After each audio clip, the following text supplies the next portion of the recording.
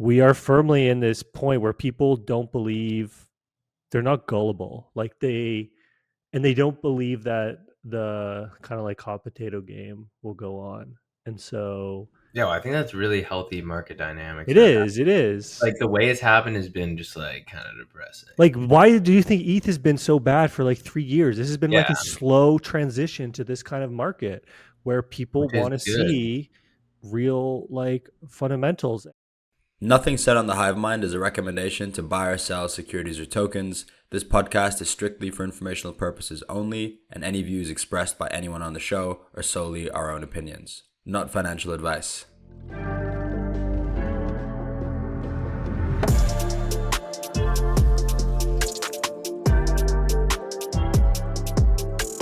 Hi, everyone, and welcome to another episode of the Hivemind podcast. The goal of the podcast is to provide an inside look into what we like to call the Delphi Hivemind, bringing together some of our brightest minds from each of the divisions to share insights, alpha, and shitposts. Today with us, we have the usual cast: Ceteris Paribus, head of our institutional research arm; Jan Lieberman, managing partner at Delphi Ventures; and our ventures associate Duncan, also known as Flood Capital. I'm Jose Macedo, and I lead Delphi Labs, our protocol R&D arm. So, nothing ever happens, but it seems like World War III almost happened this weekend. Things were briefly looking pretty bad, but as of Wednesday, at 4 p.m. Western European time, things seem good. There's a ceasefire that's apparently being respected. Where do we want to start? Do we want to talk about that? Do we want to talk about Circle hitting $300, like the market cap briefly going above the amount of outstanding USDC? Seems like TradFi is bidding. Yeah, where do we want to start on markets here? Wait, so is that the current status to the ceasefire? Because Trump like had that clip the other day where he was like, "They broke the ceasefire," and I'm fucking pissed at both Iran and Israel. It And now, looks like it's still on, yeah, but but these like things usually break. the market's caring less. Like, Um, I I guess mean, like crude is, or like, yeah, like Texas is there. Yeah, crude is down a ton. yeah, it seemed very performance based, or performatory, right? It was just like a telegraphed attack on a base where they told them ahead of time so you can evacuate, and then just an attempt to save face, and we've kind of seen that before, which is kind of bullish, right? It seems like the goal is to seem as if you're doing something rather than actually leading to World War III. But yeah, I mean, I'm not going to try and pretend I know what's going to happen next, but I think historically nothing continues to happen. Yeah, I think like what was, because I think some people were saying that like Trump, wants a war, but based on the clips I've seen of him, he Who seems says that? There's just like, there's like nothing. I feel like there's nothing that indicates that he wants a war. yeah, I think it's just like a talking point that people are like, oh, like Trump, because like the military parade on his birthday and like posting all these videos on like Twitter and stuff, or like True Social, trying to get people riled up. But based on what he's actually said, clips I've watched, he seems to be like pretty frustrated with the situation, and is like looking for peace. So I think that's like re-encouraging, because like obviously after the US like striked Iran, it was like pretty scary, like, oh fuck, like what's gonna happen. But since then, yeah, the telegraph attack, oil's like down like $13 a barrel. I think that like this is, first of all, this is always inevitably going to happen at some point if Iran didn't voluntarily like denuclearize. And I think the rest of the world might like, some of them will condemn it and everything, but I think deep down they're like happy that the US kind of like did this. And so like I think the reason why the market doesn't care too much is because I think there's like a medium term catalyst that's kind of been taken out. And so I guess we'll see over the next few months like what the long term implications of this are. But Iran is never going to like attack the US directly because it'll just kind of be over for them pretty quickly if they were to do a real attack on the US, right? So I don't know. Their biggest threat was the Strait, and Yeah, but isn't it like was China gets advertised to be like closed. all their I oil mean, there? China would just buy elsewhere. It's like 5% U.S. oil through there and 50% China, I think was the quote. But it's a global market. Yes, it's fungible. They would just buy it elsewhere and price it prompt. By the way, as of right now, it does seem like the ceasefire is being respected. There's been no Yeah. exchanges for 24 hours. Apparently, in Israel, like people are back, bars are open. Yeah, and That's good. Iran declared the war chapter closed. Apparently, I think Gainsey so streams went from like 1,200 live viewers to like 50. So I think that's a good indication of what point the war is at. Biden could never. This is Um, another indication of something only Trump would have been able to accomplish. I think that I don't know. My takeaway from this is like, to be honest, I was not kind of worried at all during this whole thing. I kind of figured the U.S. attacking would kind of put an end to it. I feel like crypto's kind of desensitized me from a lot of these like world events. Um, I guess like the volatility of world events. Obviously, if things actually escalated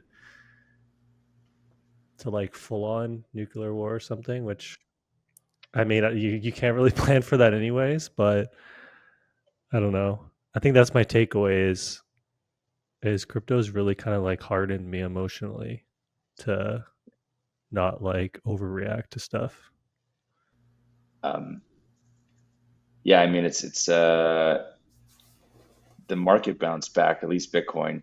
I'm in the camp that I think most people are pretty not bullishly positioned relative to where you'd expect us to be when we're kind of approaching all-time highs like this, and partially because we've just gotten rejected off this level so many times, and it's been really profitable to trade the range. And it seems like people kind of continue doing so. But just the sheer amount of inflows between IBIT and the Treasury plays is insane. Like IBIT's doing, uh, yesterday was 450 million or something like that. Each day has been 9 figures of just inflows. And that's real buying, right? Just based on kind of how the creation redemption stuff works. And so, that's money flowing in, and then you also have these treasuries that are popping up left and right, and you're likely going to have a big one out of the London Stock Exchange soon too. And so these seem like they're kind of continuing. Right. On one hand, you had Saylor that kind of slowed down. He did the big raise through the STRDs, and then which is just like another stack on the in terms of prefs. But then after that raise of like 1.2 billion, he deploys like 25 million bucks. So I think there's always this fear of how tapped is Saylor on that front, and ultimately you kind of need BTC to roll higher.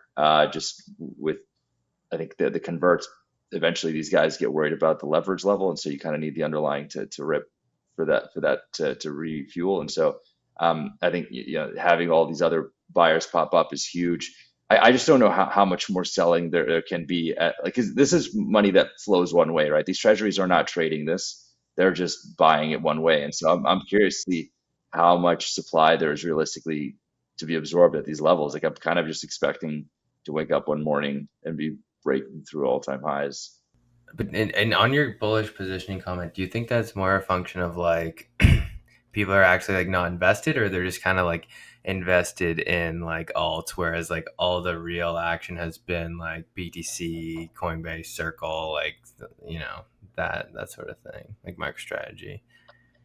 Bit of both. I mean, I think there's more cash positioning, but this is kind of anecdotal, right? There's no real great way to gauge it, so it's just chatting with people. But I think there's a decent amount of defensive positioning in general for their portfolio relative to what you'd expect at this level. I think it's just because of we the war project stuff, or the war stuff, and just how many times we've rejected all-time highs, and it's been profitable to trade the chop, and so it makes sense, right? If you're wrong, you just buy back slightly higher, and then if you're right, you do pretty well. And it's pretty self-reinforcing.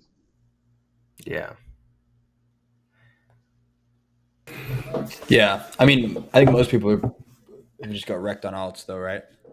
Yeah. Very few people who have been the BTC and hype, despite what Twitter will have you have you think? And Unclear. and circle, sir. Got in before Circle. the first halt. Yeah, and it seems like all the if the genesis is happening in the stock market historically. Like crypto has kind of moved after that actually. Once like IPOs opened up last time, I believe it was like 2020, that the crypto real bull run started pretty soon after. Do we think it's the same this time? Like there will be material, and obviously there's been hype and there's been pockets of outperformance, but do we think there's going to be material outperformance this cycle? I don't really see how the equities can continue to just go so insane and have none of that spill over. I think it's just like an access to capital thing, right? It's like there's so much money sitting in places that can easily access Bitcoin or these like crypto companies, whereas like actually getting that into alts is like significantly more friction, right? Like who do we think is chasing the circle stuff? Yeah, it's probably a decent amount of retail, but like also like probably a lot of institutional money initially was driving behind it, where it's like you just don't really have that ability to come in. It's funny, like Pump used to say back in, he used to have this line like every single stock, commodity, and asset will be tokenized, but it looks like actually like every single token will be equitized. Well, did you see today that Around this- Solana is going to yeah. have SpaceX trading on chain? So Really? like private investments are coming on Solana, Cool. which is it's kind of cool. But that again is more crowding out of Who's doing that? native. Let me see. I posted it a couple hours ago. It's by Republic is doing it. They're called Yeah. mirror tokens, which is kind of funny. Mirror. I'm not sure if they're backed or Like, synthetic. that Wow, meme know of it's so ahead of its I'm gonna call time. it the HR meme.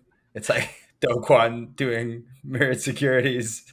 Let me call HR, and then this guy's doing mirrored securities. It's fine. Well, it's funny how like putting Uh, equities on chain even like 6 months ago you go to jail right away, and now it's like the only thing. that was in like 20. Nobody was doing that. Was that like 2021 or 2020? That was like Mirror was early. 2021. Mirror was yeah. No, it's 2020 that it went live. I think Yeah, I it was the think first. Yeah. Yeah, more so when it was like prominent. Mm-hmm. I was so ahead of our time. It also doesn't Yeah. seem like it's bad. Like it's unclear. Like there's a thread in this one of Mert's tweets. People are talking on it, and if you read the terms, like what exactly am I buying? Nothing. You're buying a debt security from Republic, so it's like Sick. if they go bankrupt, then like it doesn't seem like you're actually buying I don't know how this completely works. If they're gonna like maybe they own a certain amount and then they're only gonna write these debt securities across what they have, or if they're just gonna like get a bit YOLO with it. Like I don't really know. It's Yeah. unclear. Got to look into that more. But yeah, But I think like back to the alt performance thing. It's like, okay, you've had basically a lot of people in the past few years who have gone like on chain or just like into alt have just gotten crushed. So like they don't have like money to recycle, and then you have obviously a ton of new supply. We've talked about that for a long time. The unlocks are actually like starting to hit now and like ramp as these like projects launched like a year or 2 years ago. And then you have like, just the friction of not being able to get in this like big institutional money into these alts, whereas like something like a Coinbase or a Circle or like a CoreWeave, like, have obviously CoreWeave's not directly crypto anymore, but a lot easier access to that capital. And same with like MicroStrategy, these Treasury plays, iBit. So it's just kind of a tough situation. What will actually make alts run is like more money coming in, and I don't really know if institutions are like near the point where they want to start bidding alts, or like maybe in kind of Q3, Q4, you'll get fund inflows just because like crypto as a whole is picking up. So you could have some like bigger liquid funds coming in and bidding some of the higher quality names. but it's kind of hard to like recreate the scenarios like in 2024 when we had the big bull run, because that was like the new meme things popped up, ton of retail money into there. 2021 was different. You kind of need a catalyst to get a bunch of new money in, and it doesn't seem apparent, super obvious, other than maybe these like fund It inflows. never really is apparent beforehand. Is kind of the thing. I don't know. I see both. Like, you know, and there's been so many times that people have said crypto's dead, and it makes perfect sense when they're saying it at the bottom, where, you know, all the narratives seem tired and stuff, and then it just sort of something new pops off out of nowhere, and then once that happens, people start making stories of why it will always keep going up, right? Or whatever it is, meme super cycle, or you know, DeFi taking over I the mean, world. dude, when Pump Fund came The out, thing is, I was like, "There's no fucking way this product works at this state of crypto." yeah, exactly. I mean, we passed on the yeah. Anyway, I think that like, but the other side of this is for me is just that it does seem like we need actual, so like a technological innovation or new narrative, because for me, I still believe in the original kind of crypto thesis, and like I think stablecoins are I think we're going to need censorship resistant assets. I think eventually they're going to do capital controls, and that's probably closer than ever, and then you really see the appetite for crypto drive up. I think you're going to see in the meantime like hyper dollarization, all that stuff's going to happen with stablecoins on chain. So I'm bullish on all these fundamental like developments. So But who do you think the big beneficiary is of the capital control stuff? Bitcoin, Okay. yeah, yeah. I mean, like self there, custody Bitcoin. there is no I second think, best. yeah. I mean, I think ETH and like DeFi will too, because like eventually, if you have capital controls become just a normal thing, and without being too tinfoil hat, I do think, you know, that will be just a normal thing. Like every country will have like capital controls as fiat. It's sort of like a historical certainty almost. Then I think crypto will actually have a use case, and also like you'll need DeFi to do things with your assets that you're So holding on like, chain. what about like And Bitcoin then DeFi? Is that something that I know there's like actually a lot of yeah, legitimate projects coming out? What we invest in Citria, right? Can you yeah. talk about that? Yeah, Or I'm like, really bullish on Bitcoin DeFi too. It's just early. It's slowly It's happening. Like gonna be there's a hard lot to do of perps like and stuff. It's gonna be more for like stable coins and like lending. Like it's hard to do perps or anything to degen just given like 10-minute like you know, block I time. think the majority of Bitcoin DeFi will be on like scalable L1s and stuff. Like Sui has actually gotten a decent amount of Bitcoin on it. Solana has like Bitcoin restaking now on it. A lot of these L2s have like Coinbase's Bitcoin and other wrap. I do think you're slowly seeing this. You have been over the last year, and it'll probably just continue to like get bigger. I'm not sure if the actual Bitcoin rollups themselves will be these hubs of like Bitcoin DeFi. Maybe. I think if these turn out to be like real roll-ups, right, and not these like fake roll-ups we have today, but if they're like real roll-ups that are actually on Bitcoin and they're good, then you will probably see some like purists Yeah. actually use it. But I think for the majority, you're just going to see these wrap versions yeah. kind of get issued on a lot of chains, and you're starting to just see it. So in simple terms, like for someone like a Citria or like Alpin Labs, I know those two are like big names in the space, or even what Starkware wants to do with like OPCat. Like what is the like what are the big differences when from those guys versus like just Wrap BTC? Just because super simple. Well, like Coinbase BTC is just Coinbase is issuing it, right? Mm-hmm. And so your Bitcoin is Custody just by Coinbase. custody by Coinbase, and then if you get proper like actual ZK proving that it's backed by, it gets locked on the Bitcoin L1 with like a proof, and then when you move it back to the Bitcoin L1 you get the proof, and it kind of is like, it's decentralized, right? So that's like truly like non-custodial Bitcoin on these Yeah. rollups. Yeah. Yeah, I think the big product is just going to be yield. Like there's trading. People don't really want to do. I mean, some people do, but I think over time there's an aversion to it because they just want to kind of hold it, and most people end up losing trading. And so, like the more friendly product is just going to be something that provides yield, and so like that'll probably be what ushers in a decent amount of BTC DeFi. Yeah. In hindsight, I kind of wish I just went full BTC yield farming at the beginning of the year, because there's actually been a decent amount of opportunities with it, and it's like a solid asset. Right. PAY. And you can put it on like, yeah, you're taking smart contract risk, but it's like, I could have some on Base, I could have some on Solana, I could have some on Sui, like wherever else That's people have them. A good question. Like BTC and stables, and just. Do you wish that you just went like all in BTC at like, let's say like 20 or 30K versus like? No, I think but I do wish at the end of last year, beginning this year, Yeah, but like, do you wish you did that versus like actually like trying to like make investments and stuff? I don't know. It's boring, right? Like there's a part of you that wants to do other stuff. And yeah, you might underperform. Like, well, how am I going to become a better investor? You might underperform, but you're going to be like more mentally just get a hobby, man. Highly expensive hobby. What do you do? I underperform Bitcoin for 16 hours a day. I read a lot of research, but it's like, think a lot. You can only work out for so much in a day. How are you going to become a better investor if you don't, try? Yeah. I think you go through periods though, man. Bitcoin, come on. Bitcoin's definitely going to have a period where I think now you don't want to be. Now I think other stuff's going to outperform. But yeah.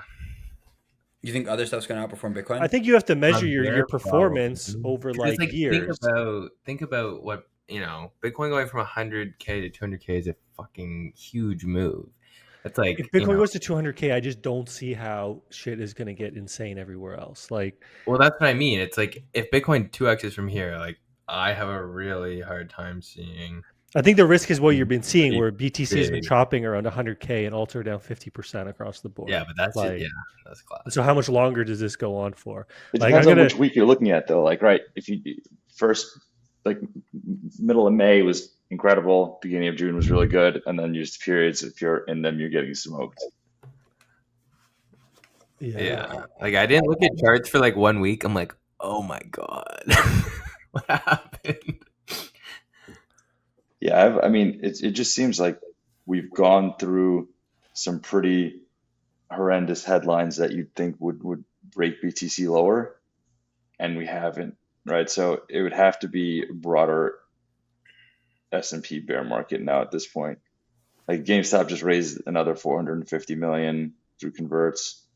That headline just hit. Like, there's just so much of this. Bitcoin is honestly just like fulfilled everything we could have ever asked for. It like trades so fucking well during all this shit, and like very little drawdown. Like since the ETFs launched, like it's honestly been really impressive. And since Trump's been elected, I guess. Yeah, I think people sometimes also underplay the ability, the fact that with BTC you can sell it whenever. And like you saw this over the weekend, where what was happening over the weekend, you might think like long term is actually bullish for BTC, but it's the only thing you can sell on the weekend, and so it kind of gets hammered a bit, right? It's kind of like an underrated property that you have this liquid asset that you can. It went to like 98 or something, right? It's a feature, brother. It is a feature. That's what I'm saying. It's like so sometimes people see these dumps and they try and put a narrative on like BTC because it like dumped over this war weakness and everything, but it's like, well, it's kind of the only liquid thing you can sell, and that probably overpowers other medium to long term impacts, right? So what do you think? So I think NASDAQ and others are trying to get stocks trading 24/7, right? It's just great for their business, a lot more volume. I think like the latest estimates were something end of next year. Why have they just like started doing that now? It seems like kind of crazy that they're deciding now to do that versus like they could have done that for so long. I mean, first you needed this thing to become purely digital, which it has over the past like 25 years, I'd say 20 years. Yeah. And so this was really the only universe when that was implementable. I just don't see how 5 years. like maybe SPY will trade with a lot of liquidity on weekends. I'm not sure like who's going to be market making it on weekends and everything. It'd be good for the TradFi guys to now suffer the pain of you being exposed to drawdowns at any minute of any day. Yeah, I feel like that's just not good for society. Close the fucking markets. Yeah. I just think it does feel like crypto needs a new narrative to really catch hold in some, like with some promise of fundamentals at least, for there to be another broad based like alt outperformance at least. I think Bitcoin's going to be fine. I think like DeFi and stuff's probably is going to be fine. A few other sectors are interesting things happening, but it's hard for me to imagine because like if speculative fever does, and I think there will, like AI will be the biggest bubble of ever. But there, it's just like you can bid, and especially like secondaries are getting more liquid. There's Robinhood and people, and like even crypto people trying to make this stuff happen on crypto rails, right? I actually think that's kind of bearish for all the for all the shit coins you can buy, But right? Like you yeah, can I guess actually buy that's the thing. real It's like, businesses with. I don't know. I Depends. just feel like I just feel like AI is really what's capturing people's imagination, and not just imagination. Like it has, Well, I would billions and billions of say dollars Circle accompanying it. seems to have captured a lot of imagination recently.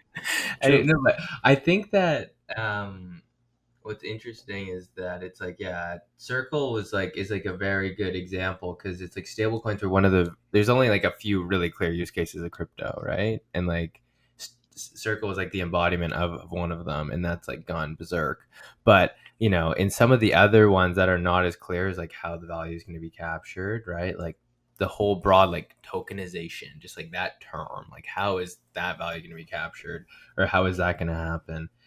Is not really many clean ways to play it. So, we can be super bullish on that, and like the regulations like moving, in the right direction for that, but it's not super clear how to play it. Versus like some of this AI stuff, there's like a lot more like clean ways to buy into it, and feels like it's like more applicable and more happening now. Versus like I think the outlook for crypto has like never looked better in terms of like more adoption, but just like how to actually play that beyond like Bitcoin and like whatever Circle or Coinbase and stuff is less clear, I think, and some like select other projects. Yeah.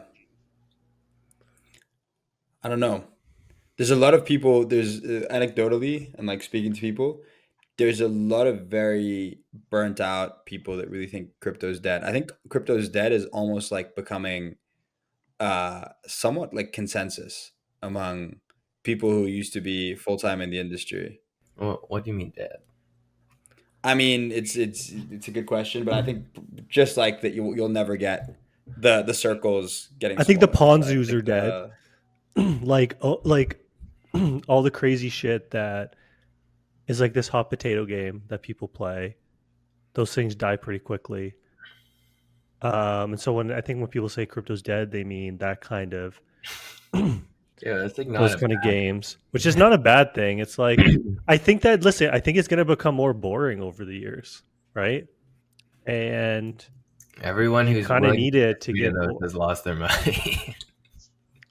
you kind of need it to get more boring if it's going to last longer. Yeah, I don't know. The like sentiment changes so quick. December, Yeah. everybody thought it was like the greatest bull exactly. market ever, and like nothing would ever draw There down. could definitely be 4 years of Yeah. pumps. there's definitely going to be like another euphoric state of like craziness at some point. Like if Bitcoin like teleports to 150, like we're obviously going to get some pockets of insaneness. Even just, like 120. yeah, but it just feels like, yeah, like as Jose is saying, it's like the roller coaster thing is like, getting smaller. We're having these pockets, but they're only lasting a few months, and then Eventually, the roller coaster has to like get on a new track because it's can't loop anymore, and then we restart it. it's going underground. Yeah. Yeah, I mean, I think it's the loop expands on BTC all-time highs. Mm-hmm. that's like a reset for the euthanasia roller coaster. But let's be real, a lot of this stuff doesn't make money. I think, like, I've been talking about this. I know you like, maybe you guys have like disagreed with it over the last year or two, but the market has really been, outside of like meme coins, which people like to point to refute this, but it really has been moving to try and like value stuff off of actual fundamentals and revenue. And like all these, there's so many L1s and like L2 tokens that are just, sub billion now, which was kind of unheard of a while ago. There's like no bid for these things that are just not generating money. The only things doing well are like hype and like before Solana. Because why? Because it's generating RAV, right? And like we are firmly in this point where people don't believe, they're not gullible. Like they don't believe that the kind of like hot potato game will go on. And so Yeah, well, I think that's really healthy market dynamics. it is. Like the way it's happened has been just like kind of depressing. Like, why do you think ETH has been so bad for like 3 years? This has been like Yeah. a slow transition to this kind of market where people Which is want to good. see real like fundamentals. And I just So- like Say is up. I mean, I don't want to pick on Say. there's It's- always weird shit. but I it's know. up 60% over the last. It's like one of the top performers over the last quarter. And like, if you look at the things other than hype, like things that are performing, I don't think you can really say like ETH was down for only for 3 years while we had like a meme cycle where Doug I with literally hack was just going to said $20 billion. like, How's SPX doing? 6,900, Jose, your top altcoin.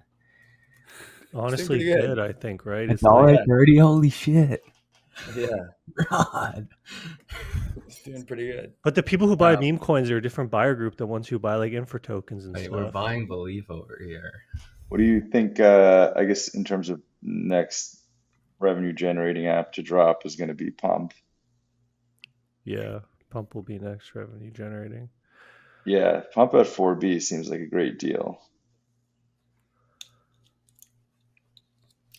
Yeah, as probably. a It's going to buyer. trade at a low multiple to its revenue. But even if it trades at like a Radium or a Jupiter type multiple, then that puts it, I think, like 8 or something like that. If it traded at like a HyperLiquid type multiple, it would be like 30 bill or something. But I don't see that it would But it's only trade. doing 25% of revenue, right, rather than 100%. Yeah, no, I think that's even with that 25%. Okay. Yeah. Interesting. It's just, The I thing mean, that you have to discount is just one, they're going to have a disgustingly large treasury to do silly things with. Right? They have the 700 mil they've sold to Sol, and then another, if they're able to raise the 1 billion, that's a lot of firepower to spend.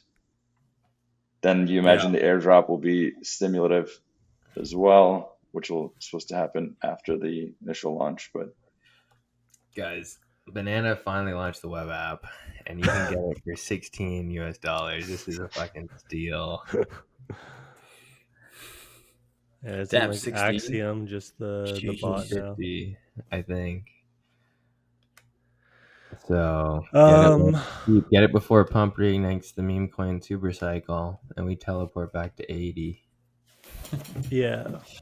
Do you want to go into the club stuff? Like, can anyone? Yeah, do you go want after to talk about HyperLiquid? this proof of governance thing? Are you interested in that? No. I honestly think it's kind of interesting because I could see a lot of like chains doing this. Yeah, I mean, this was the Why John explain Charles it post to from us? ages ago, right? Like Explain it to us super simply in English. So in a normal like proof of stake blockchain, you get your token, you have validators, right? And then people stake their tokens to these validators, and then you issue inflation to them, and then you can slash validators if they misbehave. And this is supposed to be like economic security, right? Like how the system gets a security.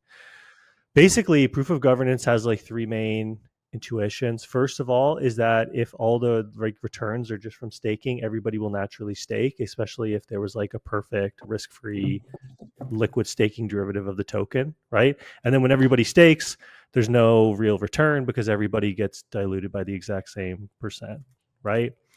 So that's the first one. The second one is that economic security from staking is a meme, and that the actual what gives a chain its security is not like the ability to slash a validator, but the fact that they'll stop earning fees if they act maliciously for like the rest of time. So if you're like some staking entity, right, and you start and you do some and you like double sign or do something or whatever, you're going to get kicked off that network and you'll never be able to earn revenue again. And if that's like a very profitable business for you, you're not going to do that.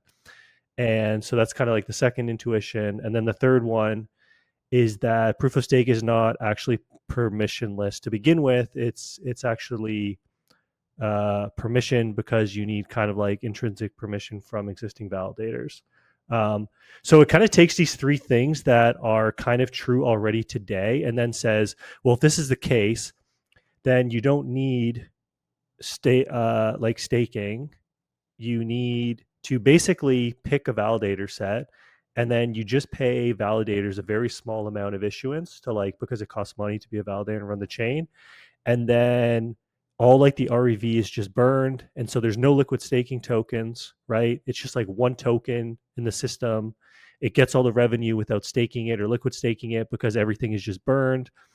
And then you have like the validator set. And I don't know, it's like there's been a pretty good back and forth on the Celestia forum over this.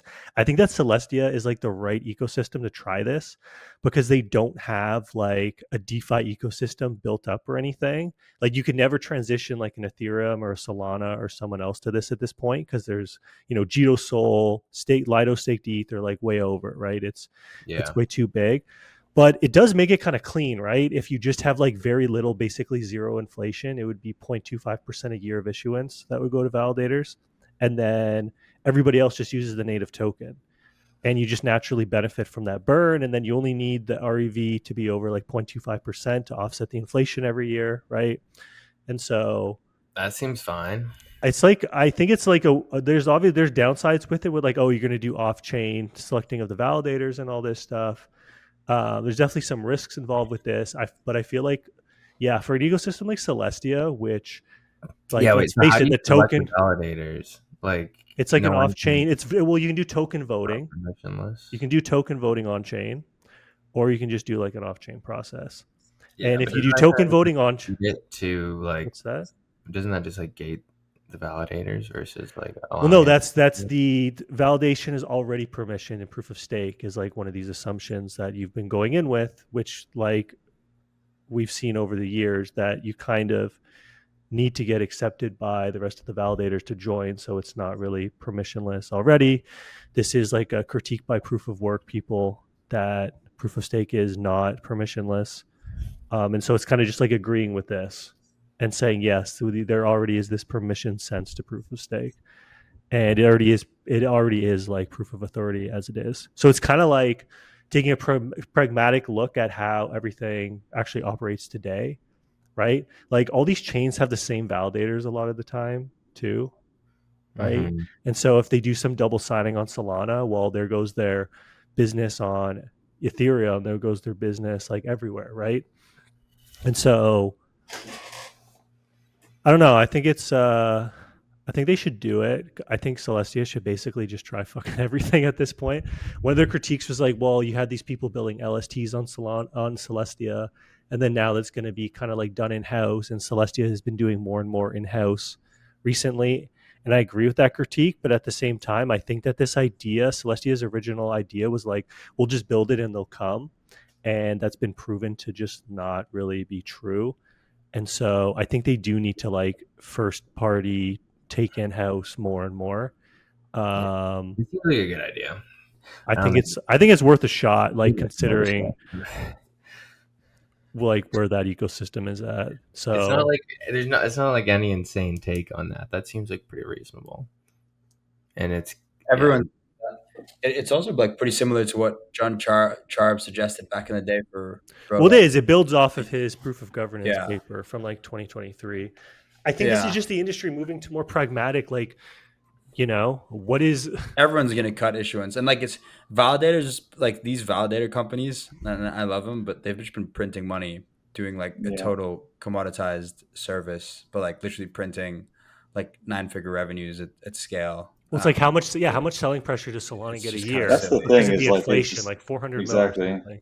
that just it depletes risk appetite across the entire space. Yeah. I'm not too sure. I mean, I think this his argument that the validators validate because of future revenue rather than the threat of slashing is true when for Celestia right now, like where there's very little like realistically like value at stake and shenanigans that can be done. I think it's less true as chains get bigger and there's more value at stake, honestly. I think then the POS attack surface gets bigger. I don't know. It's Remember just when Snoopy stole like 200 mil and then got slashed 1 ETH? It's like, is it even effective? What? I don't remember that. Low carb crusader. How did he steal 200 With like this mil? MEV attack where he kind of like faked this bundle and then unbundled it and then sandwiched the other validator or whatever. And then they got staked, like they got slashed like 1 ETH, but they had stolen 200 mil or something. It's like the legal system is the real slashing at the end of the day. It's like the legal system is the real slashing at the end of the day. If that's true, then like blockchains don't really matter at all. Like how do you only get the thing? Flashed 1 ETH? Well, you can only get slash 32 ETH max anyways, right? Oh, so true. it's like if you steal more than 32 ETH, then it's worth it from that. But if they did that, then again, they would never be able to like validate again. Well, can't you just like go under another pseudonym? You could, but then you could. Then you. But the thing is, a lot of these too are just all delegated stake as well. So even if you, it's like you're not losing your own money; you're losing your delegator's money. It's like, anyways, that's where it kind of breaks down. Yeah. I think I mean, these were all the critiques of sounds reasonable back in the day. I don't know. I think I like it when other ecosystems try different things. You know, I think it's totally fair that and fine for Ethereum to always want to have home stakers. Personally, I don't agree with that trade-off, but I think it's useful to have a system that's doing that. And let's say one day that actually really matters, that'll be like super bullish for Ethereum, and we'll be thankful we have this blockchain that has all these home stakers on it, right? I don't think that's a trade-off that like anybody else should make. I agree. Should make that. And I think for something with Celestia that is down like 95% and is really trying to like unfuck their token, that trying some of these, you know, even Solana with Alpenglow is taking some risks here, right? Where they're kind of challenging the normal 2/3 Byzantine. I shouldn't use that word too. They're challenging the assumption of like malicious actors. To like a more aggressive number, basically, to make the chain faster and get faster finality and everything. Because like in practice, you would never kind of hit this threshold. So I don't know. You're seeing more of this in the going against like the pure theoretical research and more into like what we've kind of seen, pragmatic. I don't know. Jose, what's on your arm? Yeah, like a she had an injury. Yeah. It's fine. Injury? No, elbow injury. What happened? It's an old injury. It's from Worlds at the end of last year. I got popped my elbow in the first match and then had to do a bunch of matches on it, so it's a bit fucked. I've been rehabbing my thumb. I've been doing all these. I've been getting this putty. I've been rolling it into like a straight line, and then I've got these elastic bands, and I've just been like doing reps with my thumb, just like because it started. Great weak men. True keyboard warrior. I sprained my thumb. Cameron started doing this. I sprained my thumb, and then I continued to lift and golf and everything, and then I started getting all this bad elbow pain because when I was lifting, I wasn't using my thumb, so then it was putting a ton of pressure on like my joints and everything. And then I was like, okay, I'm kind of fucking up my body. I need to actually figure out how to rehab this thing and like stop lifting for a little bit. So yeah, man, once you get like 30 up, you got to take injuries a bit more seriously than you used to, unfortunately. Nice. What else? So yeah, we can talk about the wars? clubs. We can talk about the club. I don't know if I'd call them wars Clubs yet on blubs because none of them are real. Show us here. I don't think that anybody is in the war against HyperLiquid yet. But they want to enter the war. They're looking to enter the war. I think there's some, it seems to be, it's funny because clubs were the narrative with Serum and Solana a few years ago, right? And then they didn't really work on Solana for like multitudes of reasons. Um, but now you're seeing them make a comeback. And so you've got obviously HyperLiquid has been extremely successful, right? Most successful blockchain since Solana, and one of the most successful in the last like decade, realistically, right? Um, So no, you're just seeing it more and more. With you got like Monad has Kuru, Mega ETH has this GTE. You've got Bullet, which is like Solana's first network extension. Hibachi's like this private thing. So you're seeing more and more of these come up. I think it's going to be pretty hard for them to realistically get like a meaningful amount of market Yeah, share. I guess a good question is like how much of HyperLiquid's volume now is like just organic people looking to trade versus people with like thinking there is Like farming and airdrops and stuff. some next airdrop. And then like how much is it just like these market makers taking advantage of like the organic volume, right? Like Yeah, I don't know. It's a good question. I also think HyperLiquid has a lot of fish on it, right? Which makes it a great place for yeah, professional market that's what I mean. makers. So like I think you could probably get if you were sufficiently hyped you're sufficiently like hyped up as an airdrop, you could maybe get like 20% of Hyperliquid's volume, 30% of like people coming over and like farming, but then they might be doing like very farming like behaviors. Like I've seen a lot of these ones have like very low open interest but a ton of volume because people are just like wash trading. So I honestly think open interest is a pretty good metric. You have to look at both open interest and volume. But it's also like Hyperliquid's super unique in that they didn't raise any money until they were able to give like this insane airdrop where I think a lot of these other ones won't be in the same position to do that. Yeah, I think the main thing Hyperliquid has is like you can't fork the holder base that got made rich holding this thing. Um, and I mean, it's a really good product to be clear, but like you also can't fork the holder base and origin story. It has like a Bitcoin-esque in the sense of just like a bunch of people who are like behind it and stuff. And I also think like I don't know. I think Hip 3 is actually like really cool. And I think if it works out, there's a sense in which you don't really need another perp dex. Because like historically, the way that a new perp venue or even just a new exchange venue um, wins against an incumbent is just by offering like a longer tail of assets, right? Whether it was like Poloniex back in the day, and then Binance, and then like Uniswap, right, and then FTX get your perps on shitcoins and using shitcoins as collateral, and then obviously Jupiter like meme coins. And I feel like with Hip 3, if I mean obviously you need the 1 million hype delegation, but if it works, um, you can just spin up your pairs on Hyperliquid and get like 50% of the trading fee revenue, right?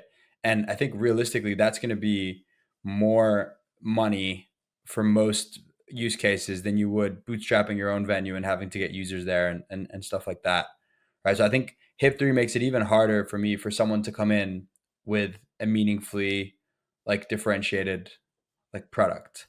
Yeah, Um, I yeah. will say we should still remember that Hyperliquid's custody model is quite degenerate, and like Yeah. There's a it lot of has billions of degeneracy. has like billions of dollars in a hot multi-sig. So I think if you were to want other How do you know it's a hot markets, multi-sig? yeah, it has no rate limits or anything. All right, Um, that's what you mean. so I think like I think people should like constantly kind of be aware of that. I'm not saying anything's going to happen, but it's like it's not. There are some pretty big risks there, and I don't know. I think it would get kind of worrisome if this thing got like 10, 20, 30 billion dollars in that. Um, so we'll see. We'll see. I think a lot of these other ones too are trying to play the whole tech and like custody, especially the roll up ones, like, you know, but I think even those ones, um, they're still actually just like multi-sigs right now, the ones that are live. So it's like you see this a lot with roll-ups where it's like theoretically they're, way safer, going to have ZK proofs and all this stuff, but then you look how they're deployed today and it's like, oh, there's an EOA that does kind of everything. So yeah, I agree though, it'll be hard to compete with HyperLiquid on product at the point that they're at. Yeah, product liquidity. Like, the only thing you can really compete on, even if you have like a similar product or as good product, which is like going to be impossible because you won't have the liquidity, is like these incentives initially, unless like someone invents something new that hasn't been done. But I feel like in terms of perp trading use case, HyperLiquid is pretty good. Yeah, I mean, I think the liquidity actually on the majors is not that defensible because you realistically don't need all that. Like there's like an escape velocity threshold where, okay, trading a certain size that probably applies to a I want majority to of put people. $1 billion. Right. Yeah. Like that guy, no, but for 99% of the other people, obviously that's not 99% of the volume, which is the important caveat, right? Is the whole power law component. And that's why like the whale game really makes hyperliquid valuable. But everyone who's kind of below that threshold, if you're not going to experience any slippage or like equal or lower fees, then you're kind of incentivized to trade on some of these other ones just for that future airdrop. Because all else held equal, the trading experience is the same, and you're getting something. So I think you kind of have this long tail of things that'll probably slow down Hyperliquid's progress, but I think eventually once the airdrop's done, then unless there's something else that's differentiating, you'll probably end up moving back. Although I can see a decent amount of people being just kind of lazy and just keeping their money in a certain place once it's already there. Yeah, the other thing with like HyperLiquid that is interesting is that they had like they given out this massive airdrop, so and basically the only place to custody hype is on HyperLiquid itself. So if they have like $13 billion of like capital in their native token that can only be custodied there, and like they gave it all to people who are like big perp traders, like they can kind of slowly sell that off and keep on trading, and like that perpetuates the flywheel, and all that hype has to like stay there versus like if you're to do a new exchange with your new airdrop and token and then you launch whatever the lighter token or bullet token, whatever it might be, and it has to like stay on that platform, then like there's like stickiness there to that capital, especially if maybe like HyperLiquid enables like a low level of margin on hype. Then it's kind of like you can't really leave because you have the lock-in with like maybe fee discounts or just capital being there. It's harder to leave. Do you think like HyperLiquid is like a much better product than DYDX was? Maybe pre-Cosmos DYDX, like the kind of Starkware one. Functionally, as like I would say a casual user, Jan might have a different take, but I didn't think it was that much different as like a casual user. Yeah, me neither, which is why I kind of don't really rate my ability to predict what's going to succeed here. Like it was definitely better in terms of liquidity on alts, 100%, like way better. But if I was trading like BTC or Solana or something on DYDX versus HyperLiquid, it wasn't huge differences. Yeah. Mhm. It kind of goes back to that earlier point, right? It's just at a certain threshold, a certain amount of liquidity, which isn't that much, you don't notice a difference. Yeah. Mhm. The other like a good point to this whole like hype lock-in like of a lot of capital being there is and I don't know if this has been like confirmed, but there's a lot of stuff going around on Twitter that I think Amber Group has like a massive BNB position that's like they can't sell, but it's like usable as collateral. So like they use it to like make markets on Binance as like an example of this kind of lock-in where it's like, okay, we can't sell this, but like we can make markets with it and make money that way. So like we're just kind of like forced to use it on this one venue. And I think like there could be a similar thing happening with hype, like similar dynamics there, which like creates more of a lock-in effect. Yeah, I think it's going to be tough to unseat hype at this point, especially with like all revenue flowing back to token holders, and you just have this, you can just buy hype. I think you can turn that on other like ones too, though. For sure. Yeah, I it's mean, hard like, there's not this to. Those are situation where they're different like though. extracting a bunch, and you know what I mean. Like, if it was like with DYDX at the peak, it was like all They were just revenue was going fucking to this. stealing, Yeah, taking the money and it's dumping the tokens. But and I so feel it like was you're hard to really conflating where you trade versus what you hold. but I think they're not. They're very, in my mind, they're very tied together in the sense that like HyperLiquid, really like the market share took off once hype was out there, and there was this army of people that got rich off it, were incentivized to shill it, were incentivized Could to do also all their trading use it, like activity could there. sell some of it and use it to trade. Like Yeah, that's it's a big wealth creation event for their users to give them more yeah, collateral to trade with, more capital to trade with. yeah, exactly. Yeah, I guess the other element is like when hype hits whatever degree of centralized share, right? So it gains two ways: market share and growth of the space. And so maybe it hits a certain level of saturation where it's like hard to gain additional market share, but and then you're mostly, its growth is based on the growth of the space. Then you could say it's kind of fairly priced, right? And then you have this scenario where people can look to other ecosystems because they want to run that playbook back. Yeah, and then there's also the other point, which is like with these builder codes, like people building more front ends on hype could be like a really interesting distribution outlet for them. That's like a whole other piece. I definitely think like how they're building the scaffolding with this like HIP3 and then like the builder codes and stuff allows people to kind of make the decision in their mind, like, okay, should we just like monetize like pretty lucratively off these additional fees we can charge like on top of hype and like not have to worry with like the whole fucking headache of building a perps exchange, but like still Yeah, get a big chunk of the economics. yeah, like Um, even Ostium or something, right? Like you yeah, could build just Ostium on top of, and you could build Ostium on top of HyperLiquid, or like Ethena originally wanted to build Ethereal so they could have an exchange which uses USD as, or wanted to have someone build Ethereal to get an exchange that uses USD as collateral and as a trading pair. You could just do it on top of Hype now, right? It just mhm, it feels like, um, yeah, really smart, I think, and something that makes it harder to compete on the long tail. for sure. What do you think the most impactful thing outside of stablecoin, just like money markets that we've had, like just Dexes, borrowing against perp Dex? dexes, like Yeah, the perp itself. The ability to mint a When equity token. perp. the ability to tokenize culture, Jose. The tokenizing belief. Yeah, Yeah. I think probably minting tokens. Yeah, and being able to like associate like different utilities and cash flows to them generally is probably the coolest, one of the biggest ones. But yeah, Yeah. perps is funny because it wasn't even invented by DeFi. But yeah, It's funny because like I don't even trade perps, and it's like it's yeah, like the Money Well, your main markets use are case. cool point for about sure.